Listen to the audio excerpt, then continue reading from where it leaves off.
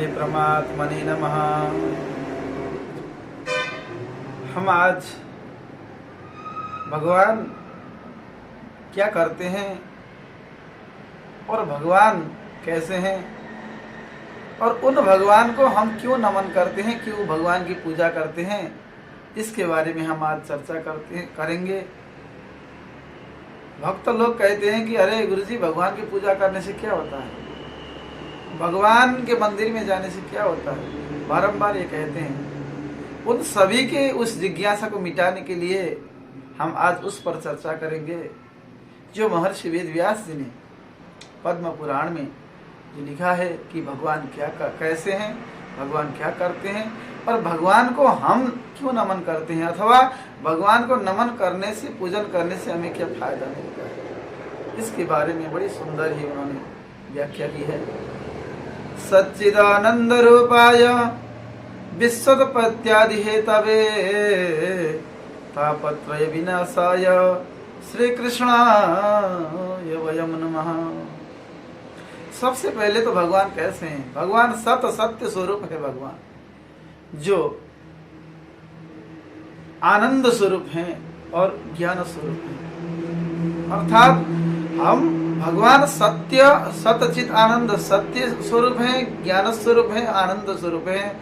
हम भगवान के समीप में जाएंगे, भगवान की पूजा करेंगे तो हमें भी भगवान के सामीप्यता से क्या मिलेगा, वो हम सत्यता मिलेगी, हमें आनंद मिलेगा, हमें और ज्ञान भी हमें मिलेगा। ऐसे परमात्मा करते क्या हैं कि इस संसार के सृष्टि, स्थिति और संहार करते हैं।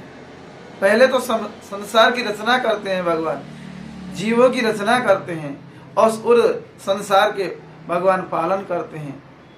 ब्रह्म रूप में भगवान सृष्टि करते हैं, विष्णु के रूप में भगवान पालन करते हैं। तो वही परमात्मा शंकर के रूप धारण करके इस संसार का क्या है कि संहार करते हैं।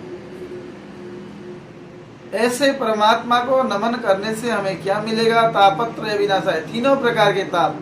हर एक प्राणी जीव के जीवन में क्या है कि तीन प्रकार के ताप है, तीन प्रकार की पीड़ा है। आध्यात्मिक पीड़ा, आदि दैविक पीड़ा और आदि भौतिक पीड़ा है। आध्यात्मिक पीड़ा उस पीड़ा को कहते हैं जो मन के अंदर, हृदय के अंदर पीड़ा हो रही है, लेकिन उस पीड़ा को बाहर बता नहीं सकते हैं। क्यों? क्योंकि बाहर बताएंगे तो बाहर के लोग और खुश हो जाएंगे, अरे बढ़िया हुआ, इसलिए उस चीज को बाहर नहीं बता सकते हैं। जो पीड़ा, जो दुख, जो दर्द अंदर के अंदर खाया जाता है, उसको कहते हैं आध्यात्मिक पीड़ा। इसी प्रकार दैविक पीड़ा, देवताओं के द्वारा भी मानव जीवन में पीड़ा आती है। कभी अधिक वर्षा हो गया, कभी वर्षा ही नहीं हुई, कभी आंधी आ गया, कभी भूकंप आई, कभी क्या हुआ। इस प्रकार से देवता लोग ही हमारे जीवन में विविध प्रकार के पीड़ा देते हैं। उस पीड़ा को क्या कहते हैं? आदि दैविक पीड़ा, देवताओं के द्वारा हमें प्राप्त पीड़ा। इसी प्रकार से आदि भौतिक पीड़ा, जो मानव ने सृजना की उस वस्तु के द्वारा मिलने वाला पीड़ा को कहते हैं आदि भौतिक पीड़ा। जैसे मानव ने क्या बनाया? एक कार बनाई, उस कार में चढ़ के बड़ा आनंद लेता है, लेकिन कभी कभी वो कार क्या होती है कि खाई में जाके गिर जाती है। तो उसी कभी पैर टूट गया, हाथ टूट गया, सिर में चोट लग गई, इस प्रकार पीड़ा होती है। हवाई जहाज बनाई मानव ने, लेकिन उस हवाई जहाज में चढ़ने से कभी कभी क्या होता है, वो गिर जाता है, ऊपर ही वो खराब हो जाता है, गिर जाता है, उससे कितने लोग मर जाते हैं, कितने घायल हो जाते हैं। इस प्रकार की पीड़ा भौतिक पीड़ा होती है। इस प्रकार की पीड़ा भी मानव जीवन में मिलता है। तो उस परमात्मा परमेश्वर को प्रणाम करने से, उसके मंदिर में जाने से, उसकी पूजा करने से क्या होता है कि तापत्रय विनाशा, इस हमारे जीवन में आने वाला तीनों प्रकार के ताप नाश हो जाते हैं। इसलिए उस परमात्मा को नमन करना चाहिए। इसलिए वेद व्यास जी कहते हैं कि तापत्रय विनाशाय श्री कृष्णाय वयं नमः।